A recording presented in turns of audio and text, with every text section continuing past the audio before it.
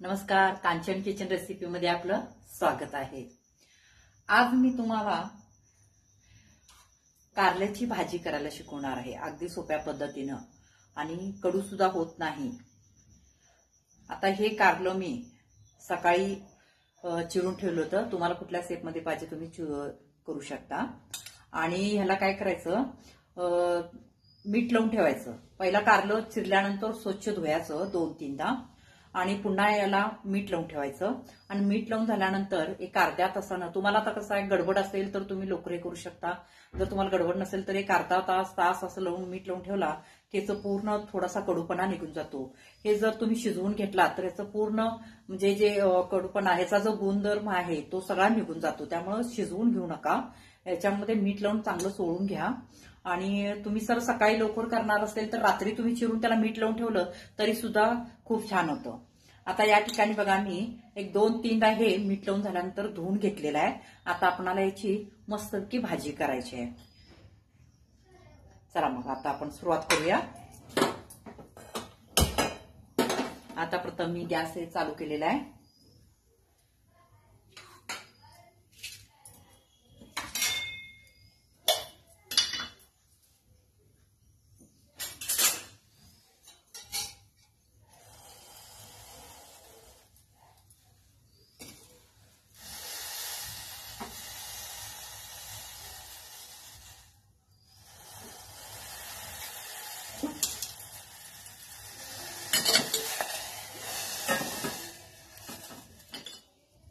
आता ह्याच्यामध्ये आपल्याला तेल घालायचं आहे। तेल थोडंसं कारल्याला जास्त लागतं, जर तेल कमी पडलं तर कारलं एकदम कडवट लागतं।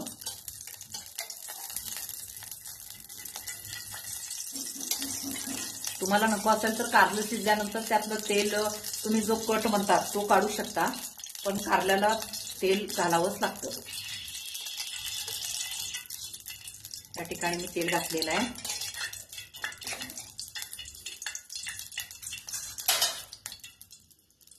आता याच्यामध्ये जिरे घालायचे।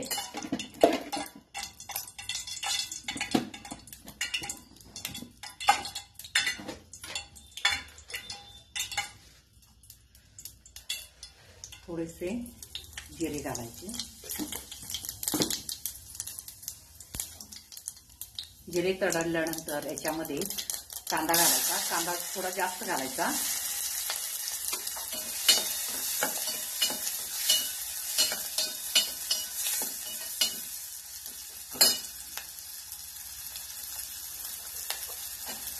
याच्यामध्ये तुम्ही टोमॅटो आवडत असेल तर टोमॅटो सुद्धा घालू शकता।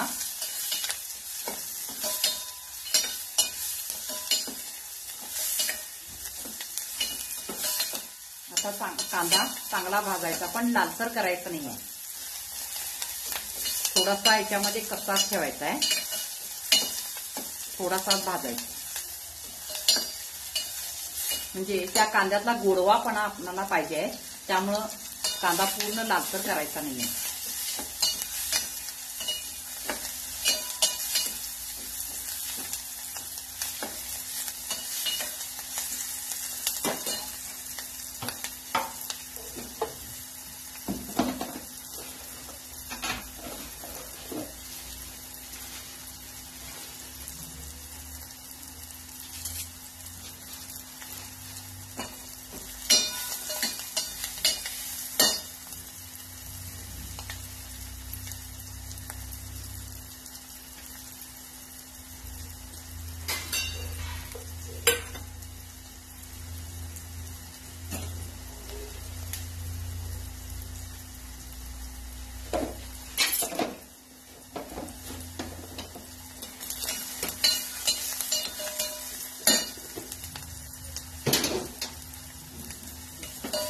कांदा आता अशा प्रकारेच भाजायचा आहे, जास्त आपल्याला लालसर करायचं नाहीये।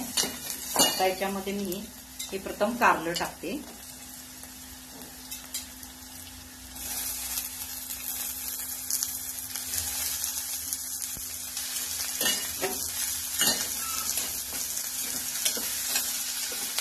चांगलं हलवून घ्या।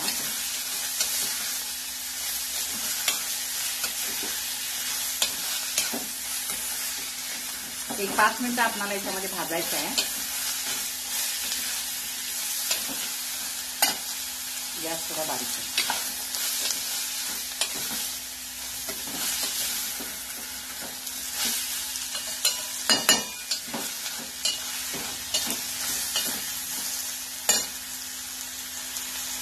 कांदा जेवढा घालाल तेवढं कारल्याची भाजी खूप छान होते.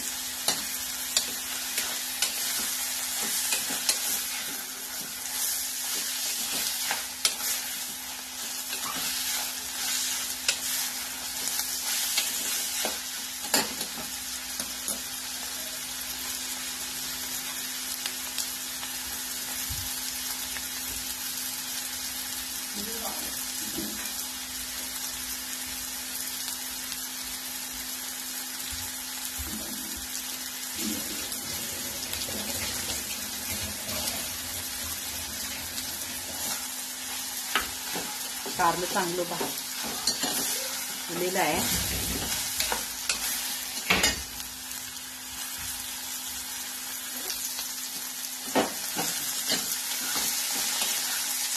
कारलं चांगलं भाजलेलं आहे. आता गॅस बारीक करायचा. आता याच्यामध्ये आपल्याला प्रथम हळद घालायची आहे. म्हणजे कारलं ज्यावेळेला शिजतं त्यावेळेला याचा जो कलर आहे मूळचा तोच कलर राहतो भाजीला हिरवा.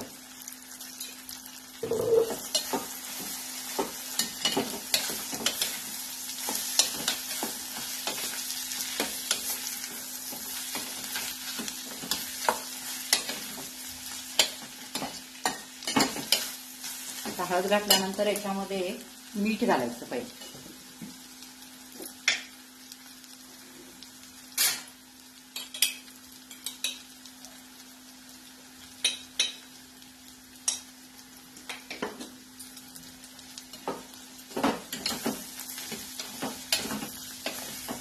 आता याच्यामध्ये शेंगदाण्याचा कूट घालते मी. जर तुम्हाला आवडत असेल तर शेंगदाण्याचा कूट सुद्धा घालू शकता आणि सुके खोबरे आणि लसूण यांची पेस्ट सुद्धा तुम्ही घालू शकता. ओलं खोबरं घालायचं नाही आहे, कारल्याची चव बदलते. वांग किंवा कारला असेल तर सुकं खोबरंच वापरा. आता याच्यामध्ये तुम्हाला ग्रेव्ही कितपत लागते याप्रमाणे तुम्ही कूट वगैरे घालू शकता. आणि मी या ठिकाणी थोडीशी तूर डाळ घेतलेली आहे. या ठिकाणी तुम्ही मुगाची डाळ सुद्धा वापरू शकता, नाही वापरली तरी सुद्धा चालते. मला आवडते म्हणून मी याच्यामध्ये तुरीची डाळ घालते.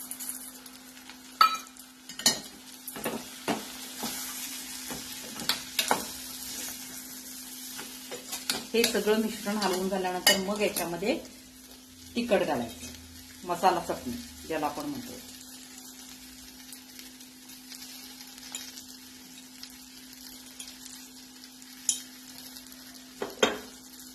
त्यानंतर याच्यामध्ये गुळ घालायचा आहे.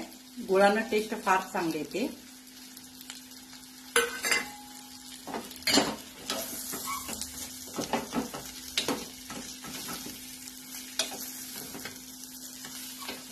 आता याच्यामध्ये आपल्याला पाणी घालायचं.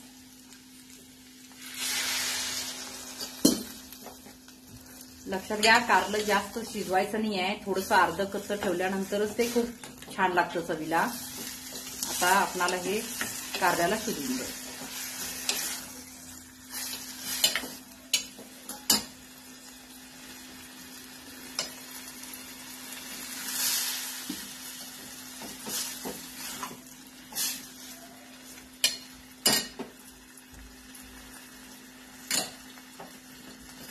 आता गॅस थोडासा बारीक करा.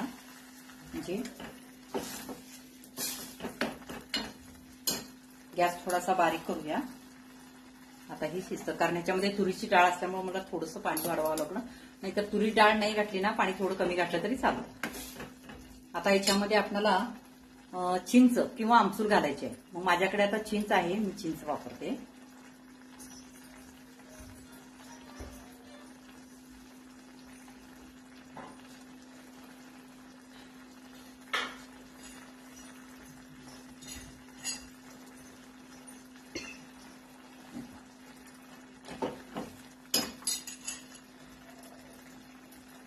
या कारल्याची टेस्ट वाढवते म्हणजे गुळ आणि चिंच.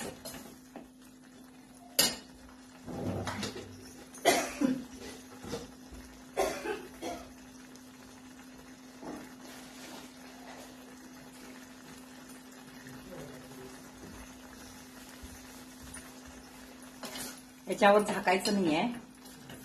आपणाला कारलं असंच म्हणजे त्याचा जो ओरिजिनल कलर आहे तो भाजी शिजल्यानंतर सुद्धा राहतो.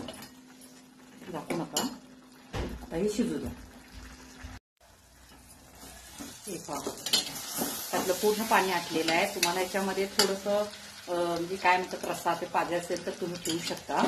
या ठिकाणी सुकी भाजी केलेली आहे. आता याच्यामध्ये कोथिंबीर घालायची.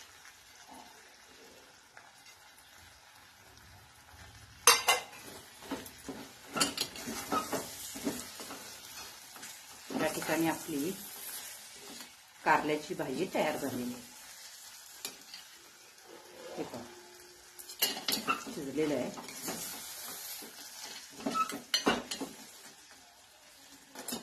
तुम्हाला जर माझी रेसिपी आवडली असेल तर सबस्क्राईब करा, शेअर करा, कमेंट करा आणि अशाच नवीन नवीन भाज्यांचे प्रकार रेसिपी मी घेऊन येणार आहे अगदी सोप्या पद्धतीने. धन्यवाद.